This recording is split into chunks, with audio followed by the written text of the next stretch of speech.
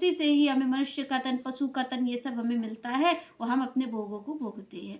पर यहाँ पर आप देखिए कि इससे सत्यता का कोई मतलब नहीं है। सत्य दर्शन तो आत्मा का ही है। भौतिक शरीर भिन्न भिन्न भले ही मिल गए हों, पर दृष्टि से जो देखा जाएगा, जो ज्ञानी की दृष्टि है वो हमेशा सत्य को देखती है। और ये शरीर सत्य नहीं है, और वो सत्य क्या है? सत्य केवल आत्मा है। और यहाँ पर आगे भगवान ने कहा कि भाई राजसी ज्ञान क्या है? तो यहाँ पर श्री कृष्ण कहते हैं कि भाई राजसी वही है कि जो भिन्न भिन्न शरीरों को देखता है। भगवान कहते हैं उसका ज्ञान राजसी है। क्योंकि आप और हम देखें कि कई लोगों की दृष्टि ऐसी होती है कि भाई वो कहते हैं कि ये तो बिल्ली है, ये कुत्ता है, ये मनुष्य है, मनुष्य तन ऐसा है। मनुष्य से आप देखिए कि यहाँ पर भगवान ने भी कहा भाई मनुष्य तन की महिमा क्यों है? क्योंकि और शरीरों में मुक्ति का कोई साधन नहीं, आप और हम मुक्ति को प्राप्त कर पाए ऐसी कोई गुंजाइश नहीं है। और मनुष्य तन में ऐसा हो सकता है कि हम भगवान की प्राप्ति कर ले, तो इसलिए मनुष्य तन की महिमा है। पर ऐसा नहीं है कि आप और हम इस तन की रक्षा करते रहे। क्योंकि आप देखिए कि कई लोग मनुष्य तन की महिमा है इस चक्कर में वो अपने अभिमान में ही पुष्ट हो जाते हैं। तो भगवान ने इसलिए नहीं कहा, भगवान ने कहा भाई उस आत्म तत्व को जाना जाए, उस आत्मा को पहचाना जाए, इसलिए मनुष्य तन धारण है, इसीलिए इसकी महिमा है। पर अगर मनुष्य तन धारण करके भी, वो ज्ञान को लेकर के भी हमारी दृष्टि अगर केवल शरीरों पर है कि भाई ये तो कुत्ता है, ये बिल्ली है, ये ऐसा है, वैसा है, अगर हमारी दृष्टि इस चीज़ को देख रही है, भगवान कहते हैं ऐसा ज्ञान राजसी ही है। चाहे भले ही वो कितना बड़ा ज्ञानी अपने आप को कहे, पर उसका ज्ञान सत्य का ज्ञान नहीं हो सकता, क्योंकि उसने शरीरों को देखा है।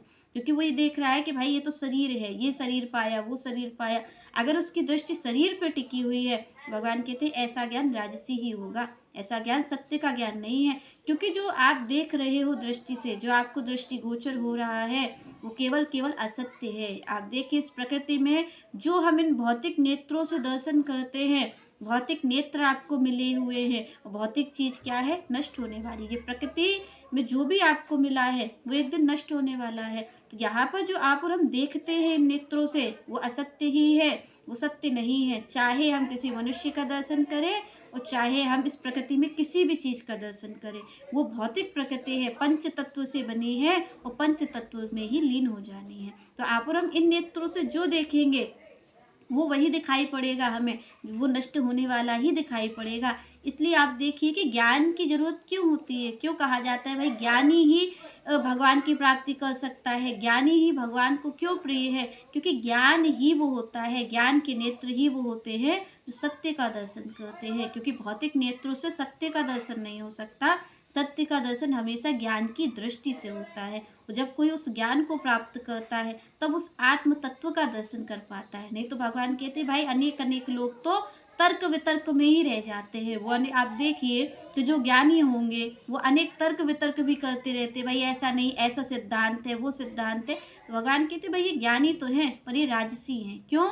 क्योंकि सत्य का दर्शन ही नहीं कर रहे हैं। सत्य का जो दर्शन करेगा, तो भगवान कहते सत्य क्या है कि केवल केवल सत्य एक आत्मा है और परमात्मा है, वही रहने वाले हैं, बाकी सब तो यहाँ नष्ट होने वाला है। तो यहाँ पर भगवान ने कहा जो सत्य का दर्शन करता है वही ज्ञानी है, बाकी सब ज्ञानी नहीं है। वो ज्ञानी समझ भले ही ले, पर जो असत्य का दर्शन कर रहा है, असत्य का मतलब क्या है कि वो अज्ञानी ही है, वो अज्ञानी ही है। क्योंकि ज्ञानी सत्य का दर्शन करता है, वो सत्य क्या है? जो कभी विनष्ट होने वाला नहीं है, जो कल भी सत्य था, आज भी है, हमेशा रहने वाला है। तो जो उसका दर्शन करता है वही वास्तविक ज्ञानी है। चलिए नेक्स्ट चर्चा हम नेक्स्ट वीडियो में करेंगे।